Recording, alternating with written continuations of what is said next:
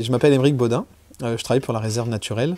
Je suis en charge de la gestion des mammifères introduits sur les districts austraux. Donc nous sommes aujourd'hui à Crozet, sur l'île de la Possession. L'île de la Possession qui a la particularité d'héberger une population de rats noirs.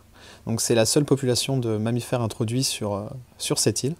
Et notre objectif aujourd'hui, dans le cadre du plan de gestion de la réserve naturelle, ça va être de mener une étude pour évaluer les impacts que cette espèce peut avoir sur la biodiversité native de l'île. Le rat noir est connu pour avoir un impact sur la population de pétrels à menton blanc.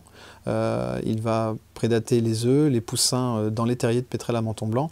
Aujourd'hui, on mène un travail d'étude sur l'impact du rat noir sur les pétrels plongeurs, que l'on retrouve sur des altitudes plus élevées de l'île de la Possession, sur d'autres types d'habitats. Et on est en train d'évaluer cet impact-là. Aujourd'hui, notre objectif, ça va être de faire un état des lieux de la population de rats noirs sur l'île de la Possession, connaître le nombre de rats que l'on peut avoir sur un secteur donné. Donc souvent, on évalue ça à un nombre de rats à l'hectare. Donc ça va passer par des études sur les différents habitats. Pour avoir une idée de la densité de rats noirs sur un site, évidemment, on ne va pas inventorier tous les rats noirs présents sur l'ensemble d'un secteur, on va faire un échantillonnage. Et donc, on a des protocoles qui nous permettent d'avoir une vision très précise sur un espace restreint. Donc là, on travaille sur un protocole de capture, marquage, recapture.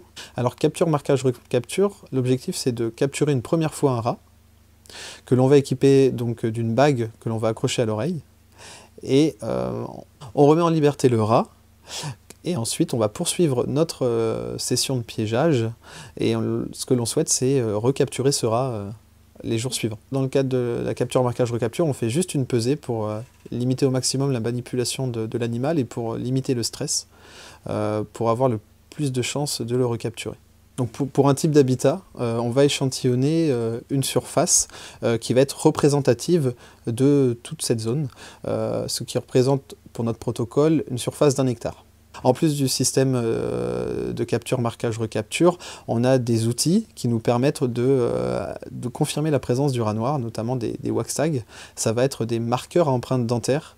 Les marqueurs à empreinte dentaire sont composés de cire de bougie et de beurre de cacahuète, que l'on crée ici à Crozet et que l'on va fixer sur des tiges et puis ensuite les disperser sur les zones où l'on souhaite confirmer la présence du rat noir.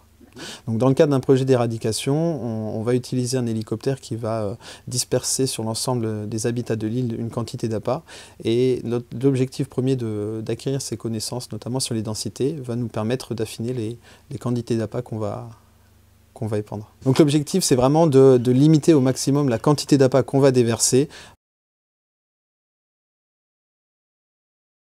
Donc l'île de Saint-Paul qui présentait 3 espèces de mammifères introduits.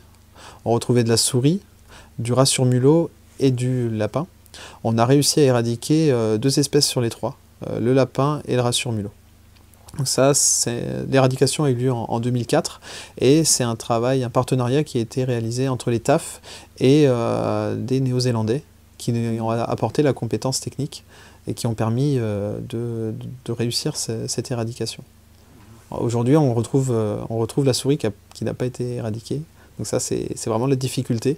Et on sait que dans des écosystèmes où il y a présence de 2 espèces de rongeurs, il y a une pression du rat, donc du rongeur qui est plus gros sur la souris. Et quand on retire une espèce de rongeur, l'espèce en dessous, donc la souris, explose souvent. Ouais. Il y a beaucoup de compétition entre espèces.